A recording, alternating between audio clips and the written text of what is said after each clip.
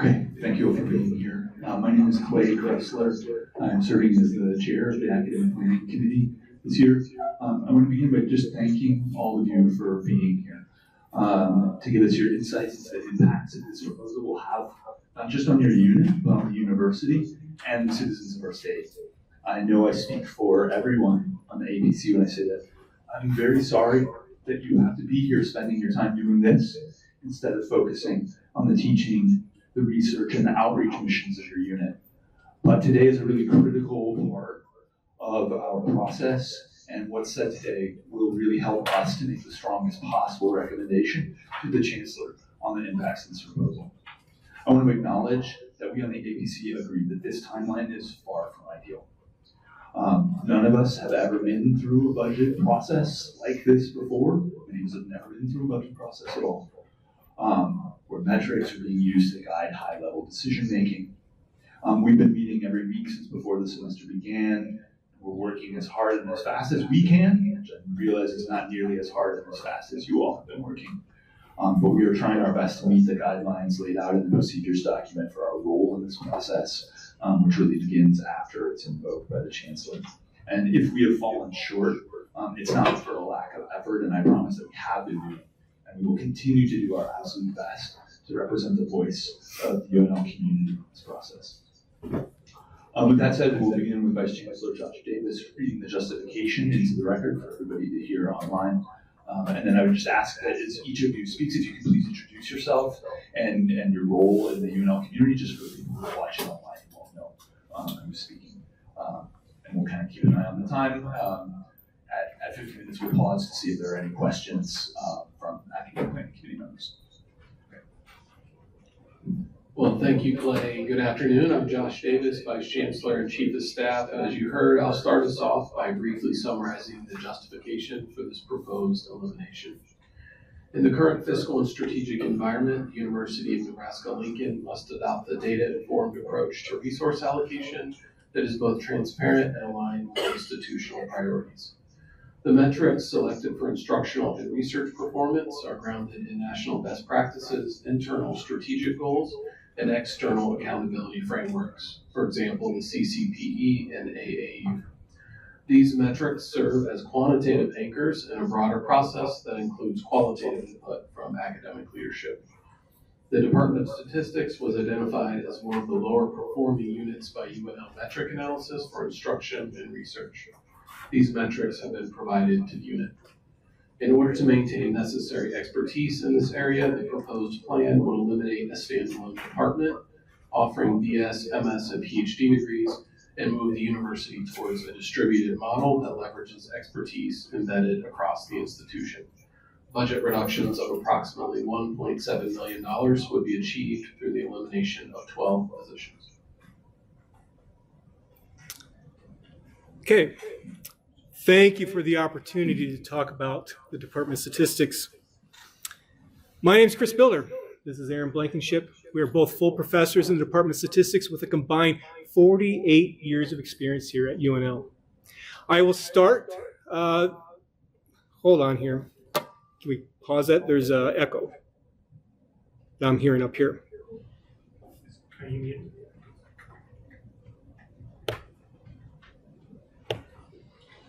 I apologize. I should have done that part. Can we restart? Yeah, you're fine. You're fine. Well, you've got time. Yeah, don't worry. Okay. So, I'll be the first speaker. Aaron will be next. We will also have a number of guest speakers, and when they come up here, we will definitely introduce them. So, back on September 11th, we had a meeting with this, the INR senior leadership team. And this is when we found out that, well, we were surprised that the Department of Statistics was being considered for elimination or proposed to be eliminated. During that meeting, Tiffany Heng-Moss, interim vice chancellor of INR, said the following: "I don't know how you are a comprehensive R1 land grant institution without having a presence in statistics."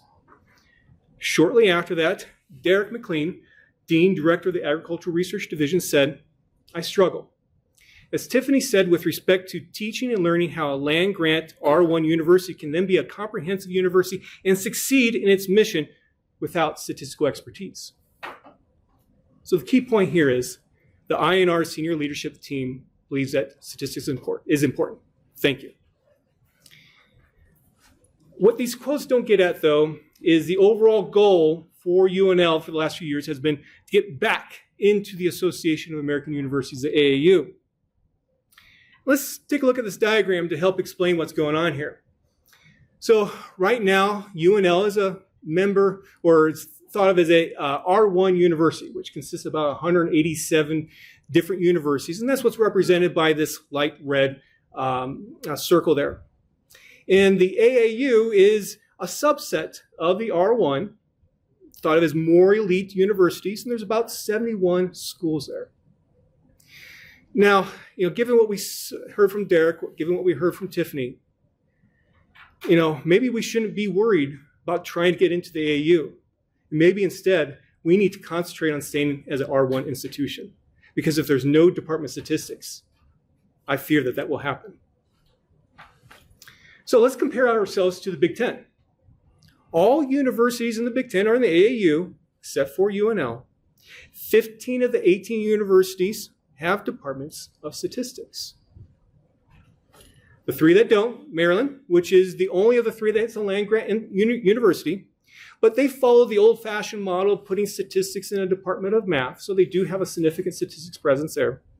And there's also many other universities nearby that have a department of statistics that are thought of as being very good. The other 2 universities without a department of statistics are Oregon and USC. They are not land-grant universities, so they do have different objectives than we do. Again, many other departments of statistics nearby at other universities. USC follows the old-fashioned model of statistics in math. And what's really interesting here is that Oregon, they're rapidly trying to build a Department of Data Science, where if you look at their job postings online, they will say the minimum requirements are a PhD in discipline related to data science, and look at that very first discipline, statistics. On September 12th, the INR senior leadership team sent everyone at INR a letter or email to describe, what is this distributed model that's supposed to replace statistics? And this is a very long email, so I won't read it all here, but I want to focus on a few aspects of it. Distributed model leverages expertise that supposedly exists outside the Department of Statistics at the various locations of the NU system. And using that, and also keeping 5 stat courses, where these first 3 are introductory stat courses, which are essentially the very first stat course that you would ever take. The next 2 courses are stat courses that essentially would be the second stat course that someone ever would take. And then somehow, people from other parts of the NU system will have the statistical expertise to teach all the other courses that we teach. We'll talk about some of those coming up. Also, there will be a statistical consulting lab that remains here. And supposedly, that will somehow be able to handle all the research needs of students and faculty at this university. In the end, 17 faculty and staff jobs will be eliminated. Here we are. 3 of those faculty are full professors that just came here over the last 2 years. 80+ students will lose their major. Realistically, most of them will not be able to get a true statistics major if we're gone, because PhD level statisticians will not be here anymore. Here are some of the undergraduates who are affected by this. Here are all of our graduate students. Again, most of them will not be able to fully complete a true PhD in statistics. So, the purpose here then today is to discuss the importance of statistics here at UNL, in Nebraska and in the world. Then we're going to talk about the metrics. So the metrics are these measures that the university is using to judge which department's good and which department maybe isn't good. And by the way, another word for metrics is statistics. And guess what? We're the experts in statistics and in metrics. We know how to interpret them. We know how to do analyses with them. And unfortunately, what we have found that what the university has done is use faulty data, done faulty analyses, and reached faulty conclusions with respect to this approach that they've done here. We will talk about those here today. Then we'll talk about the distributed model that supposedly is going to replace the Department of Statistics. Guess what? The distributed model has been tried here before, and it failed. That's why Department of Statistics came about in 2003. And then we'll look at the paths forward for the Department of Statistics at UNL. Okay, so with that, I'm going to turn it over to Erin. Thank you. I'm Erin Blankenship, and as Chris mentioned, I'm Erin Blankenship, and I'm John E. Weaver, Professor of Statistics. Statistics is the science of data. As statisticians, we study how to best collect, analyze, and interpret data to answer research questions from every discipline. We teach students how to be quantitatively educated consumers and citizens. We study how to accurately make predictions based on data and how to draw conclusions to a larger scope of inference. In short, statistics is the engine that runs scientific discovery. So what about data science? There's a data science program at UNL that is presumably expected to continue without the Department of Statistics. And there are a lot of diagrams floating around that attempt to define data science and its component disciplines. We've got one here showing data science as the intersection between math, statistics, and computer science. And it looks like that intersection is pretty small, but that intersection isn't really data science. Data science is actually much bigger, and statistics is at the core of data science. All statisticians are data scientists. Not all data scientists are statisticians. There is no data science without statistics, and there cannot be a viable data science program at UNL without statistics. In 2009, Hal Varian at Google said the sexy job in the next 10 years will be statistician. His prediction came true, and we can see in the graph the explosive growth of stat degrees at all levels. The career opportunities for statisticians grew exponentially, and even this increase in graduates was not enough to keep up. According to the Bureau of Labor Statistics, this growth in stat jobs is predicted to continue. In 2019, at the urging of the Dean of the College of Ag and Natural Resources, we began developing an undergraduate program in stat. It was approved in 2021, and we welcomed our first cohort of students in fall 2022. Fall 2022. This first cohort will not even graduate until later this academic year. The program we designed is in complete alignment with the extraordinary teaching and learning pillar of the Odyssey to Extraordinary, particularly the curriculum innovation and alignment priority. We did indeed reimagine the traditional statistics undergraduate curriculum, incorporating communication and collaboration skills not typically seen in undergrad programs. We scaffolded theory, applications, and computing across the curriculum to create data professionals who are ready to take on challenging problems immediately upon graduation. Our 2021 APR Review Committee agreed, calling out the uniqueness of the program. In fact, they said the undergraduate program plan is an outstanding one. We are impressed by the vision and effort that has gone into this already. We think this is very important for UNL and the state of Nebraska, given the enormous demand for people who are highly trained in statistics. It required us to design 24 new courses.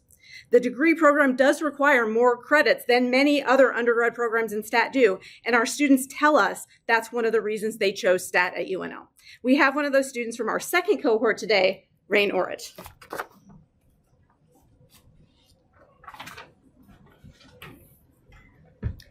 Hello, my name is Rain Orrit, and I am a junior double majoring in statistics and data analytics in computer science. Being a junior means I'm far enough along to have made meaningful connections with the faculty and not far enough along to graduate without being heavily impacted by the proposed budget cut plan. I deeply enjoy mathematics. It was my favorite subject in all my years of schooling, from elementary school all the way up until now.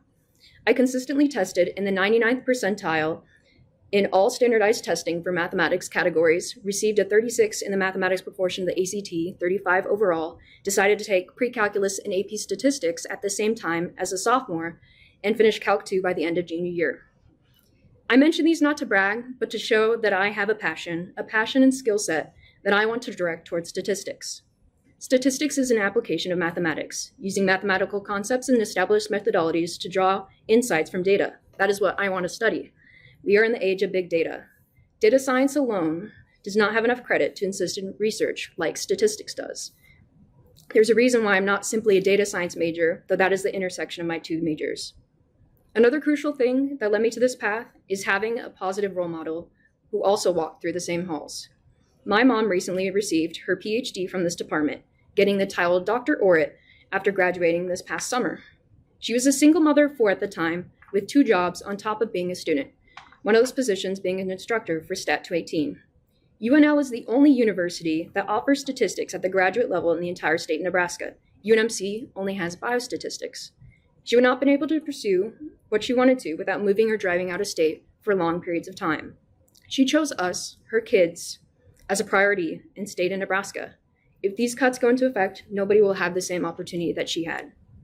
UNL was not my first option when looking at universities to attend. I considered going to Colorado School of Mines, an out-of-state college would offer me their highest level of automatic scholarship, yet it still would have been expensive because I'm not a Colorado resident. Instead, I'm going debt-free to UNL with the Regent Scholarship, the Career Scholarship that says my major is in demand, the Achieve Elkhorn Public Schools Foundation Scholarship Gold, and the George Wenkage Scholarship for first-year students in Kasner. I am a Husker who loves statistics. I'm a Husker who wants to support my friends. I'm a Husker who wants to support my family. I'm a Husker who loves my faculty. And most importantly, I'm a Husker who doesn't want to regret choosing to be a Husker. Thank you. Just a year after our undergrad program launched, a second degree program came online. The Data Science BS is a collaboration between Kasner and the Colleges of Arts and Sciences and Engineering. The program has a common core curriculum across all 3 colleges, roughly a third computer science, a third math, and a third stat. The courses in red indicate required courses that are not part of the distributed model. Students must also select 2 focus areas, one option of which is statistical modeling. What happens to the UNL data science program without stat is an open question. But data science and stat are not the only undergrad programs that require stat coursework. Actuarial science requires stat 462 and 463. The digital ag minor requires computing courses that are part of our undergraduate major. To speak on teaching impact across UNL, Petronella Radu, chair of the Department of Mathematics, will share her thoughts.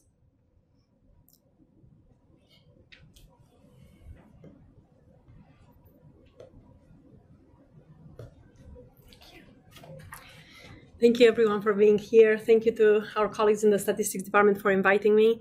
My name is Petronella Radu. I'm a professor in the Department of Mathematics and chair of the department. I have been at UNL for over 20 years.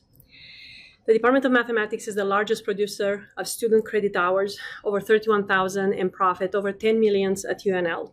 So we know big numbers. It would be one of the most affected units by the proposed cuts, besides the ones that are in the Chancellor plan. Over 100 of the mathematics majors with the data science option and data science majors in mathematics have to take multiple statistics courses, most of them at the advanced level, 300 and 400, which would require faculty with active research programs and broad expertise in statistics, a rapidly evolving field. The fast-growing data science major, built on a natural collaboration among math, stats, and School of Computing, has over 125 students in less than 3 years. And it is likely to lose momentum and result to a loss of data science majors in other units as well. A proposed online master degree in data science with an expected profit of over $400,000 a year would receive little interest from prospective students without offering true statistics expertise. I also want to mention that over 450 MAT degrees awarded to teachers in Nebraska by the Departments of Mathematics and TLT requires taking stats 811T and 812T courses, which do not appear on the list of courses to be offered in the future. There's also an impact on the research programs and collaborations. Several faculty members in mathematics have collaborated with faculty in statistics, written papers together, and grant proposals. A new tenure track hire in data science that joined the Department of Mathematics in fall 2024 is supposed to mark the beginning of strong investments in a field that sees explosive growth at other institutions. Eliminating the Department of Statistics would endanger the development of this new area at UNL, which has large financial potential, both through research and teaching initiatives. Due to the centrality of statistics, many UNL units and Nebraska stakeholders would struggle to find the expertise when needed. 3 years from now, if somebody needs some data analyzed, and there will be no statisticians to do it. After having hired 5 new faculty members in statistics recently, eliminating the entire department now would send chills in hiring processes for other science units, math being one of them, for years to come. Eliminating statistics would lead to a loss of credibility for UNL and science departments in Big Ten and jeopardize the UNL efforts to rejoin AAU. We do think there is an alternative path, or maybe more than one. Among R1 institutions, statistics departments are some of the most profitable units, multi-million dollars. By investing to build a strong and visionary Department of Statistics, UNL can create a revenue stream that ensures financial stability for the entire campus. I urge the APC to reject the proposal of eliminating the Department of Statistics to protect the well-being and growth of STEM departments at UNL and of data science as a new discipline at UNL. Thank you.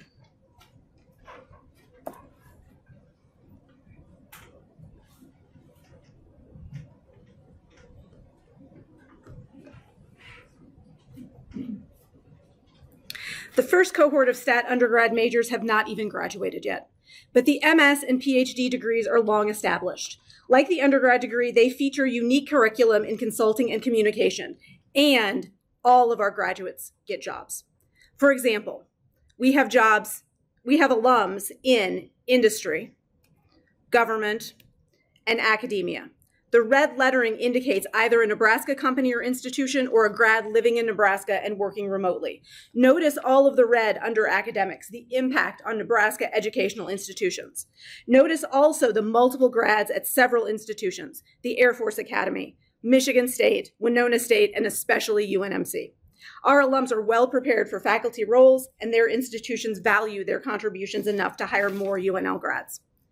We are the only institution in the state offering an MS, BS, MS, and PhD in statistics. Where will Nebraska companies and educational institutions get statisticians without UNL? To speak on the impact of cutting the grad program, Thomas Spohr will share his thoughts. Hello, my name is Thomas Spohr. I'm a first-year PhD student from Bennington, Nebraska.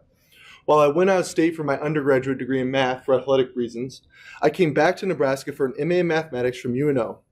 Over the last summer, I completed an internship in Snyder, Nebraska at Smeel Fire Apparatus, where I used my data analysis skills to monitor vendor quality. My analysis resulted in gained profitability for the plant and contributed to a company-wide quarterly bonus for all employees. Because of the success, I was offered a high-paying job from this company, but instead opted to come to UNL for a PhD in statistics, in hopes of returning to the Nebraska job market much better prepared to optimize, improve, and develop enhanced procedures for Nebraska-based companies.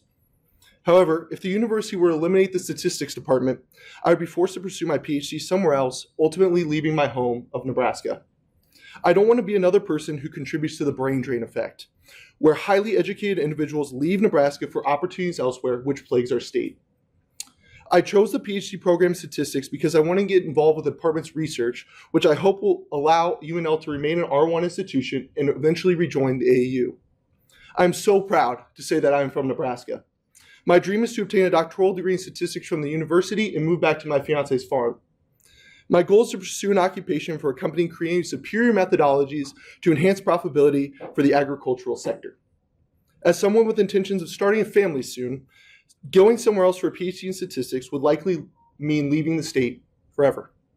So here I am, eager to learn, asking for an opportunity. Thank you. Both Thomas and Reid have spoken to the inevitable brain drain that will occur without statistics, and Nebraska does not need to exacerbate an already existing problem. Not only are stat graduates essential to Nebraska and its economy, but the graduate coursework we provide to non-stat grad students is also essential to the teaching and research mission of the UNL. The distributed model keeps Stat 801, 802, and 870, but many of our courses, including those in our own MS and PhD core, are used by students outside our program. This graph shows just the first Tableau screen of how our courses have been used by UNL graduate and professional graduates from 2012 to 2025. The first three bars are indeed 801 and 802, but other courses are also heavily used. Chris will discuss one of those specific courses. Thank you.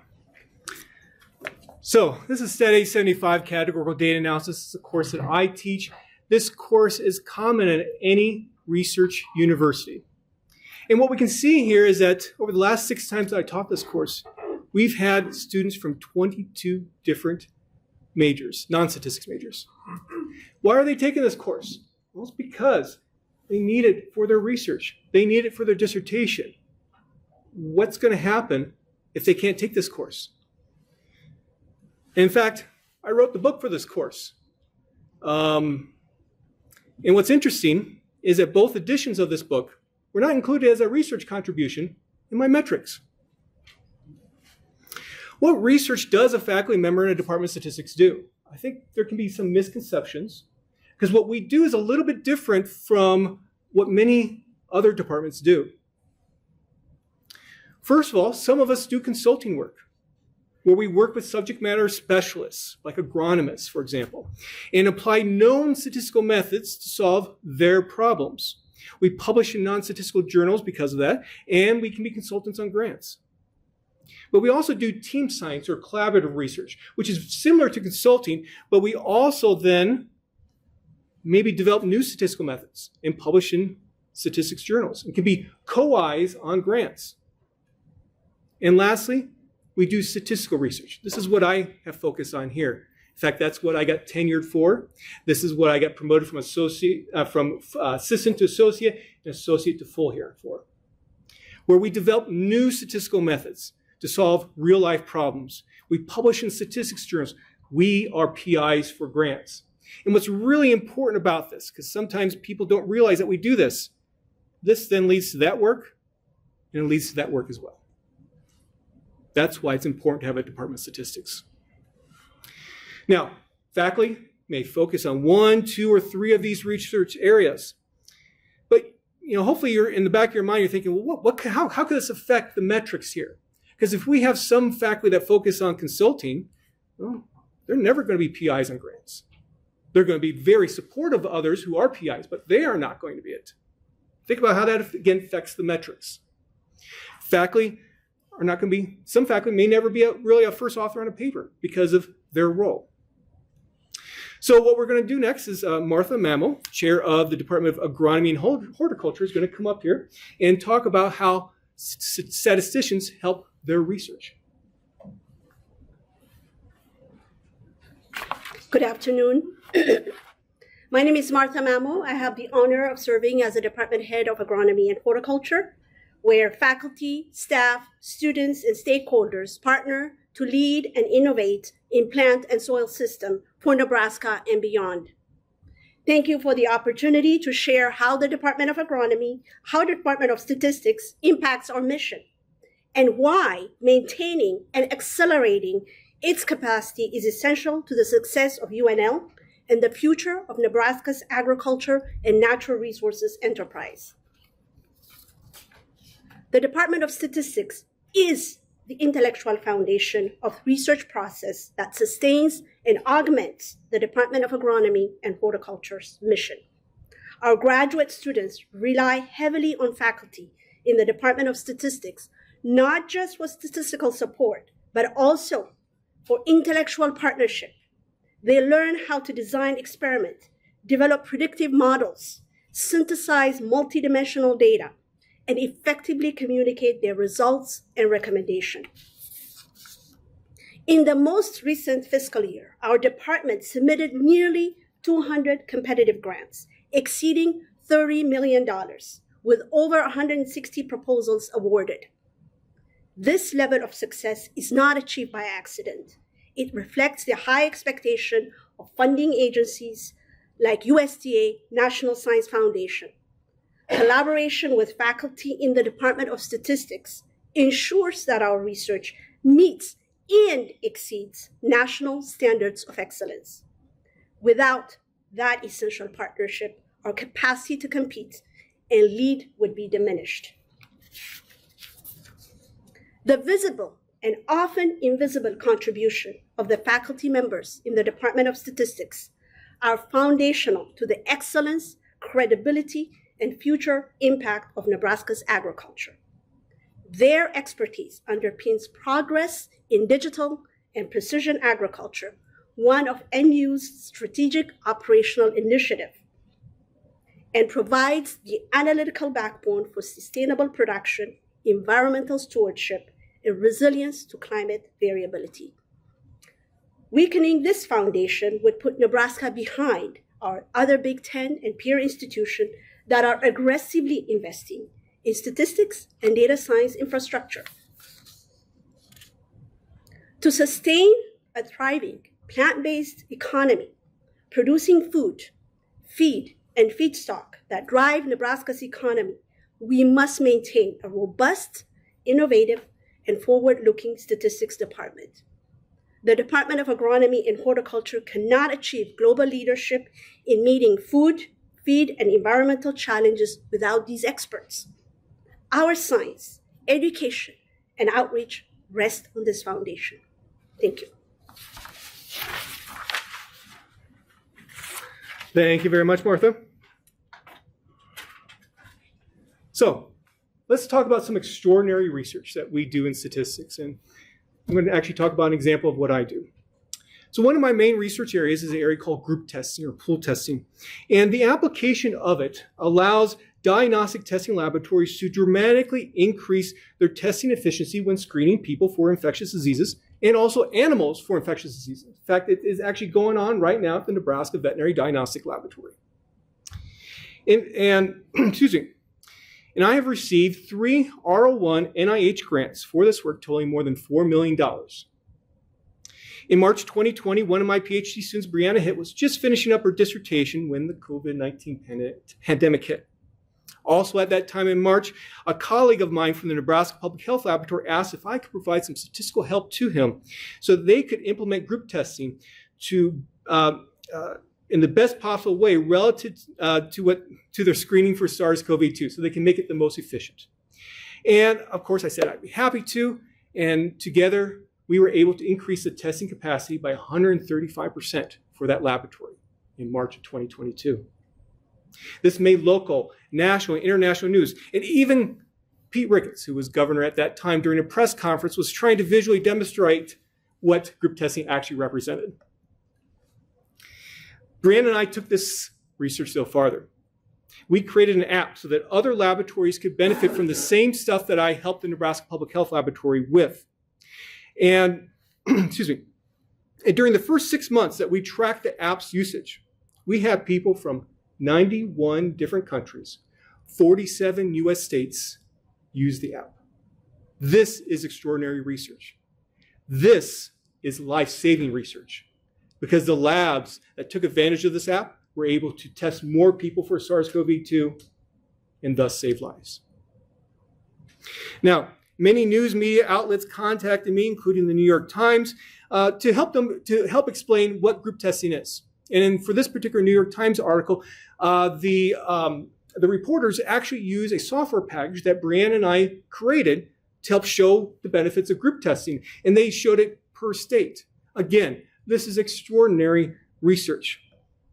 It's important to note that my app and the software were not included as a research contribution in the metrics. So let's talk about the metrics then. Isn't it ironic, don't you think, that stats is being used to eliminate a stat department? And what's even more ironic is that it's a misuse of statistics. Faulty data has been used, faulty analyses have been done, and faulty conclusions have been reached. We don't have time to get into all the problems. You can take a look at the corresponding report with this presentation, and the public can actually download the report from saveourstats.com. We have tried to talk to the senior leadership team about these problems that we have detected, but it hasn't worked so far. What we strongly recommend is an external review by individuals with an actual PhD in statistics to take a look at that. If you don't believe us, get other experts in the field to look at it. But let's take a look at one of these research metrics. One of them is called the Scholarly Research Index, or SRI for short. And what it is a measurement of the research productivity for a department. Now, UNL has gotten their data for SRI from the Academic Analytics Company website. And on their website, they say the SRI values are comparable only within discipline, where the higher the number, the better. So what that means is if you compare the Department of Statistics at UNL to the Department of Statistics at Ohio State, you will actually see that UNL is better than Ohio State.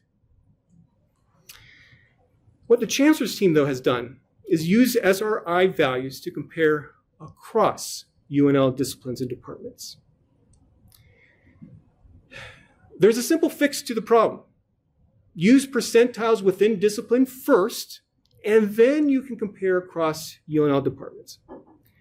Again, we've tried to explain the problems in a technical manner to the Chancellor's team. We're going to do it in a little bit non-technical manner here. We're going to do an apples versus oranges comparison.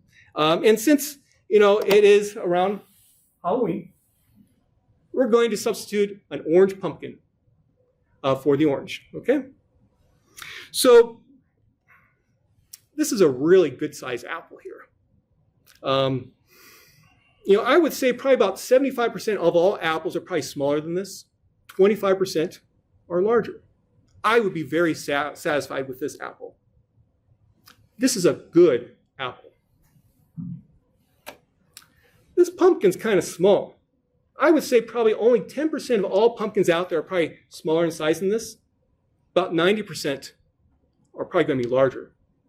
If I took this pumpkin home tonight to my kids and say, hey, why don't you carve this pumpkin? They're going to be quite dissatisfied about it. This is a bad pumpkin. Suppose I need to choose between an apple or pumpkin relative to its size. Relative to its size by the actual fruit type. Okay? Well, one would choose this one because this is better than 75% of the rest in terms of size. You wouldn't choose this one. That's the correct way to do a comparison between apples and pumpkins. Now, instead, suppose I put all apples and pumpkins together and ignore the fact that they are fundamentally different fruits. One then would choose this pumpkin because it's larger in size. That's an example of not doing a apple versus pumpkins comparison correct. And this is exactly what the Chancellor's team is doing with respect to different departments.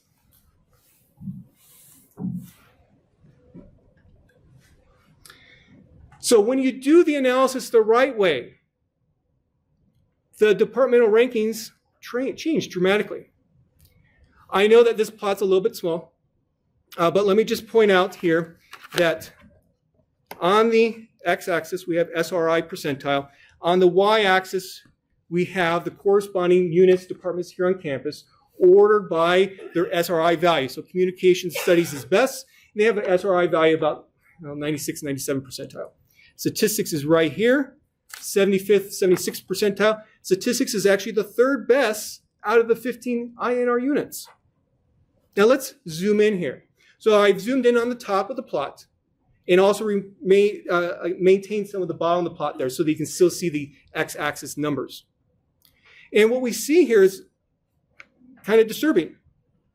Look at all these departments that have been slated for elimination.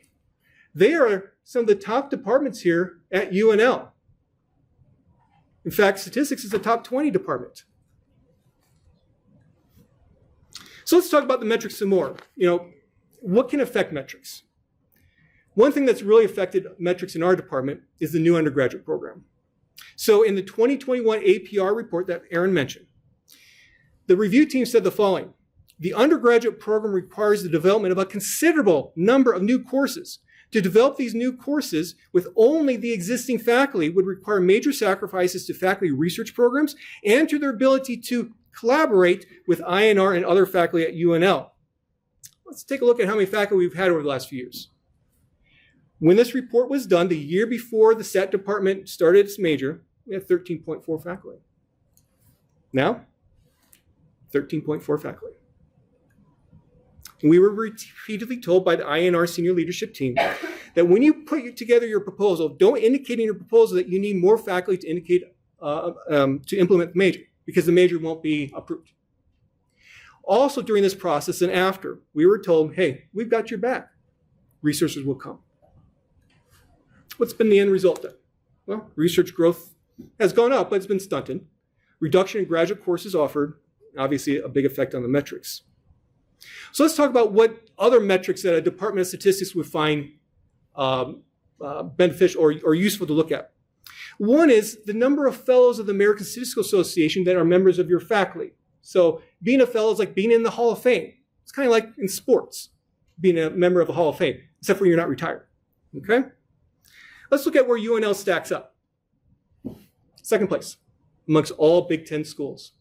How many other academic metrics out there is UNL second or higher relative to the Big Ten schools?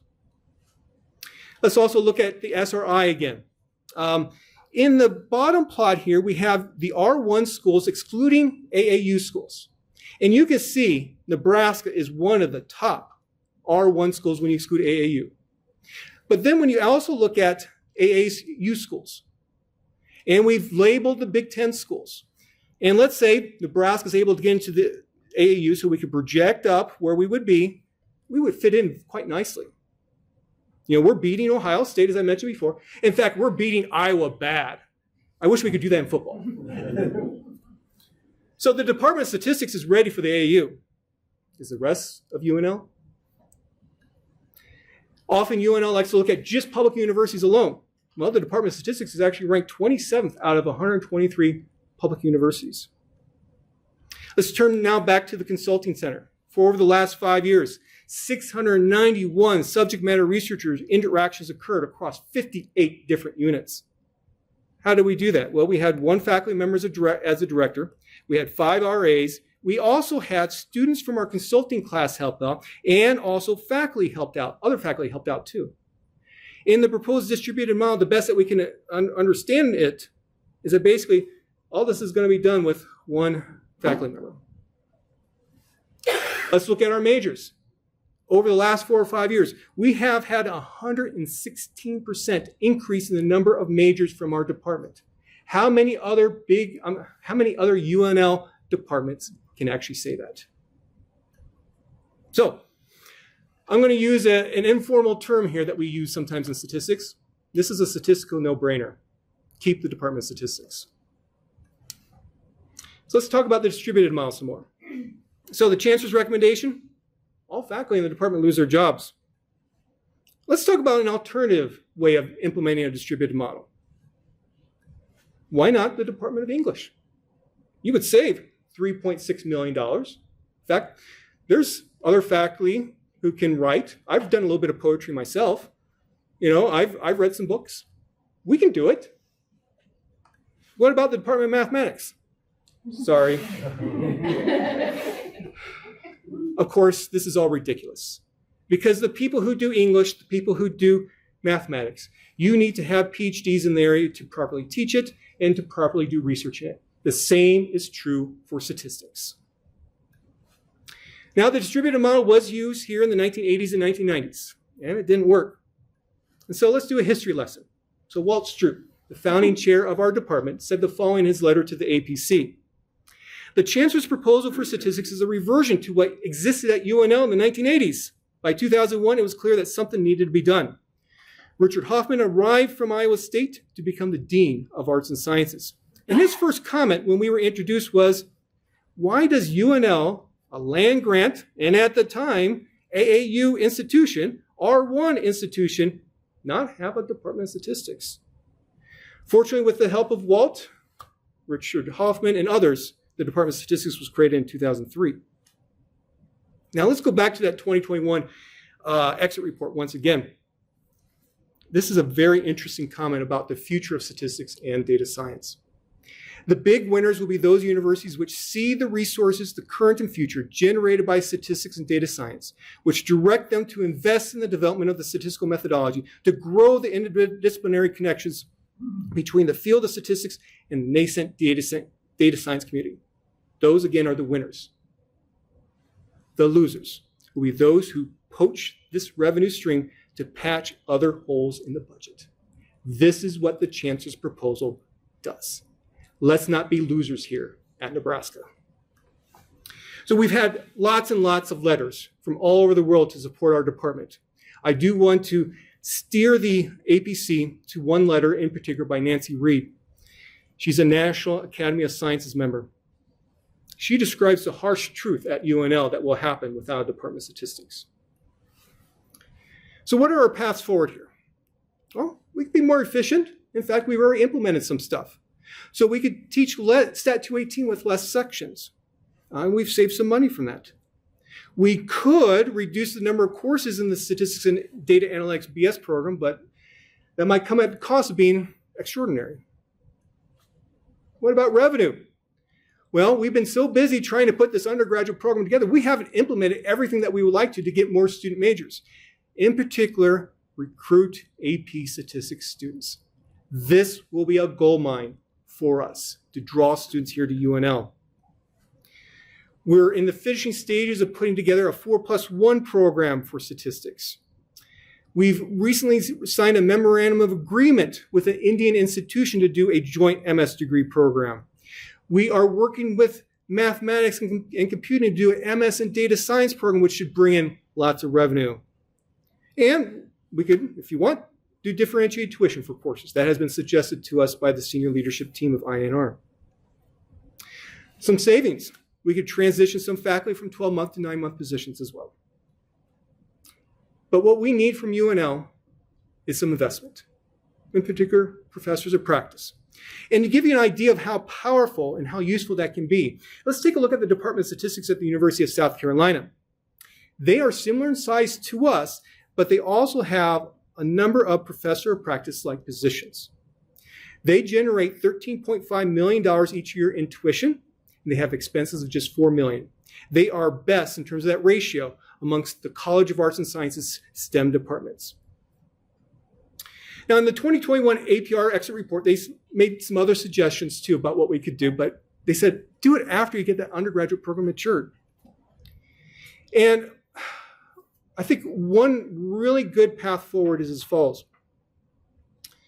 Instead of think of this in terms of a distributed model for statistics, how about a central focus model for data science?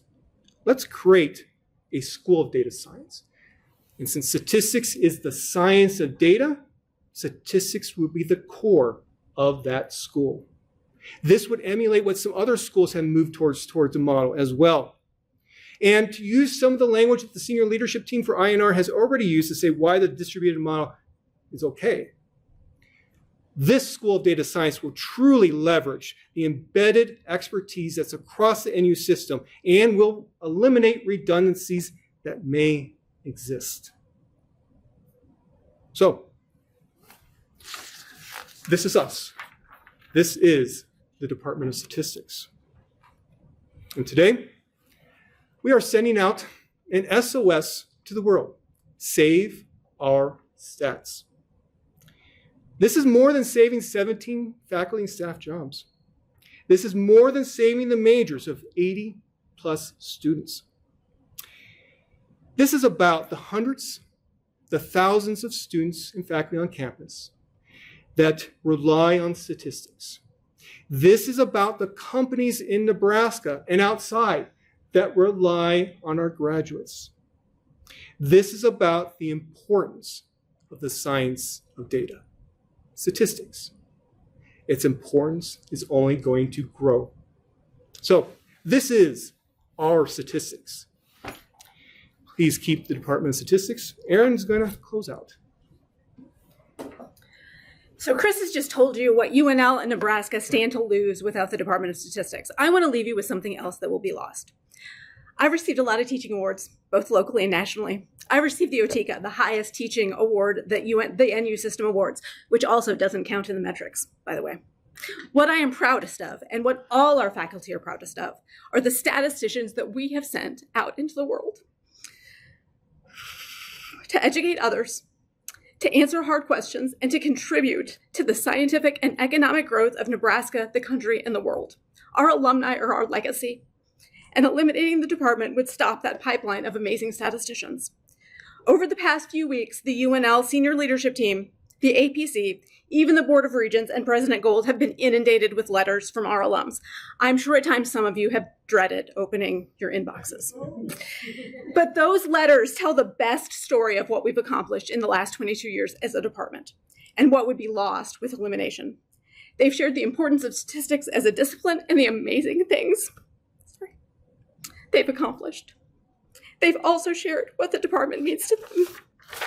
And I want to end this presentation with a quote from our very first PhD alum, Tisha Hooks.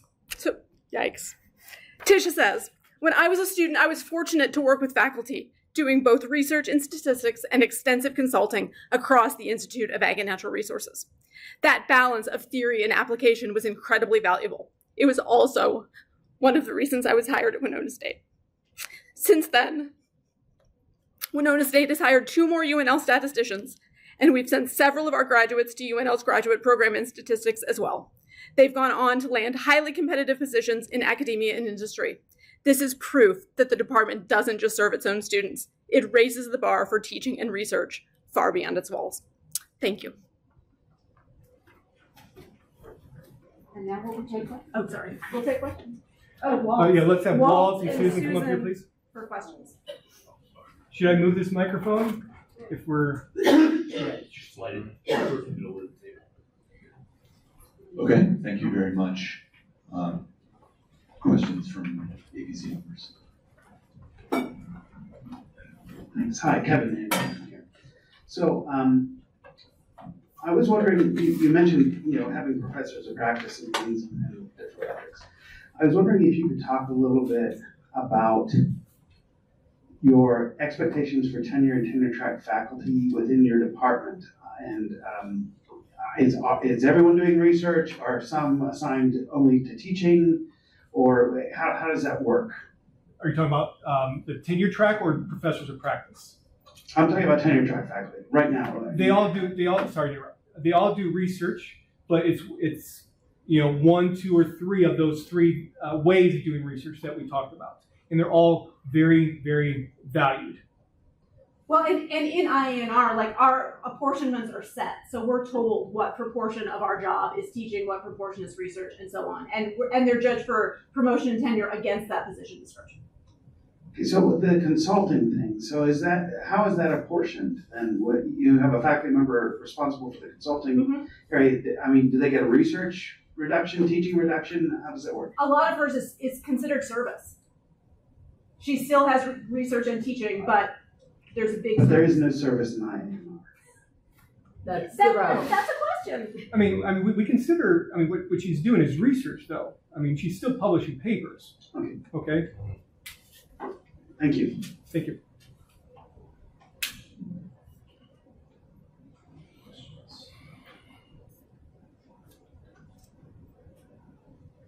I'm going to make a sort of editorial comment that maybe sort of leads to a question, which is sort of about this distributed model.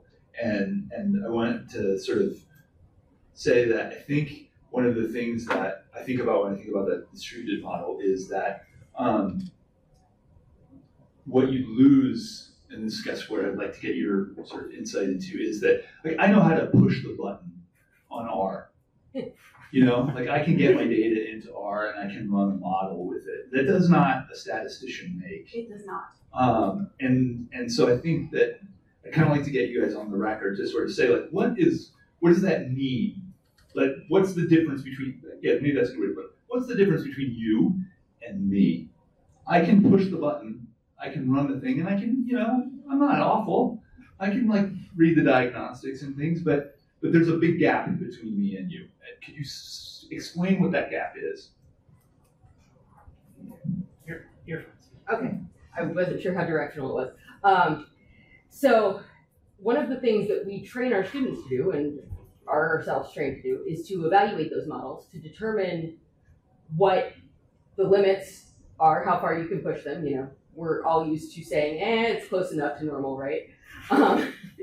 But there's a limit to how far you can push that. there's a limit to what you can standardize and create a z-score out of without violating statistical theory. And these are things that you don't come across when you're just pulling data into R and running standard models. But they're things that we all know to look out for. And even our first year students understand that you don't standardize a variable that has like a Cauchy distribution, because there is no mean, there is no variance. So there's a whole nother level of complexity that we're trained to handle, and we're trained to develop new methods to handle those complexities, which is why we're glad that you can pull your data into R, because once you start seeing weird stuff in the diagnostics, you come to us and we get to play and figure out how to fix it. And that's where the fun is for us. So. We might even back up a little bit from that. Before you even have any data, you have a research project that you want to do. We have the expertise to say, what are your research objectives? There are ways to collect data in which you have a lot of data and you learn nothing. So you just described my whole research program. There are efficient ways to collect data so that you can separate the signal from the noise and actually learn something and not break the bank with an inefficient design. And so from the inception of the data collection all the way through the analysis, when we push the button for R and when something comes up, we can also recognize when a statistic is inappropriate and perhaps a better way of analyzing it and interpreting it. I'd tag one more thing onto that. You're using R, which is itself a product of statistical research done at the University of Boston. Yeah. You use ggplot2, which is a product of the statistical research done at Iowa State shortly before I got there to do graduate school. The reports were assembled for this budget cut scenario were assembled using R Markdown, another product developed at Iowa State while I was there, and developed under Dr. Heike Hoffman, who we managed to hire off of Iowa State last year. So the research that we do in statistics makes the research done elsewhere more efficient and easier to do. Thank you. Other questions?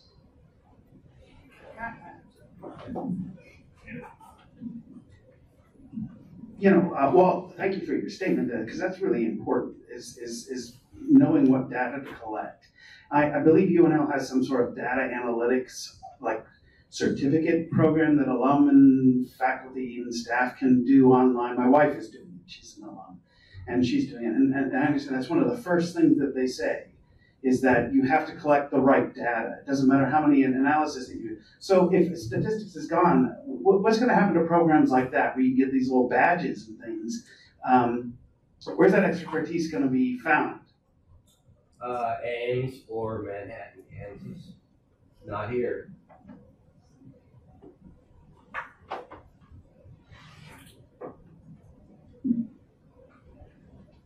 Okay, anybody, would you like to have the last word on this? Or? I would like to add one thing, and this has to do with the conversation Jim Lewis and I had when we decided that we needed to have a statistics department. And that was, we had a sort of a personnel crisis in the division of statistics that existed in math at that time. We had lost 3 tenured faculty, and we were down to a situation where we really could not offer the courses that needed to be offered. We had 12 people in to interview for jobs, made 5 offers. They were all turned down. The reason in every single case was, you do not have a department of statistics. I'm not going to a research university where I'm going to be judged by a group of a P&T committee that's not a group of my peers. And at that point, Jim and I said, the first thing we did was we talked about rearranging the tenure and promotion arrangement. Dick Hoffman and Daryl Nelson, who was the dean of the Ag Research Division at the time, said, let's go one step further. We need to have a Department of Statistics. That's the only way we're going to make this work. And as a result, we got to hire Chris, and eventually we got Susan. Aaron was already here, but we made it work, and you can see from the metrics that Chris has said that we've done a really good job. I'll add to that. So I'm a native Nebraskan. I've been here essentially since the 1970s. I remember watching Husker football play OU and then crying when Sooner Magic would come about and we would lose the game. And in the 90s, I was in college, and I got my bachelor's degree in math at UNL, and I didn't think I ever would return because there was no Department of Statistics at UNL at the time. And so I went to Kansas State. So I was an example of the brain drain that we talked about earlier. And I thought I'd never come back. Then, thank goodness, the Department of Statistics was formed in 2003, and I jumped at the opportunity to come back here. And that's why I'm here now. Because I want to make sure that people or students still have those opportunities that I didn't have when I was living here in Nebraska earlier in my life. All right. Are we out of time? No, go ahead. This will be the last one. This is a general information question.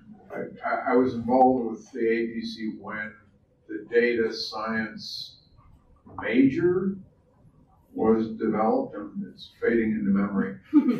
So you have, what's the polity here? You have computer science, math, And statistics. And then there's a data science major that you can do, and then they're in one of those three departments, or how does that work? The students pick which college they get their degree Okay. from. The core curriculum is the same across all three colleges. But you major in one of the three. Your degree program goes through one of the three colleges. So good. That sets up my question, which is, what fraction of people getting bachelor's degrees in data science are in the statistics department, or majoring in statistics? Well, Is it majoring one- in data science or majoring in statistics? Well, majoring in data science. It's a very small percentage. Petronella can back me up. Is it mostly engineering? It's mostly mathematics. Oh, So okay. right now I have about 125 students. About 80 of them are in math and college of arts and sciences. And I think one of the reasons is because they can double major. And then there's a good number, maybe about 30 in computer science, and the difference is in statistics. And you probably said it, but I missed it. What do we have a graph?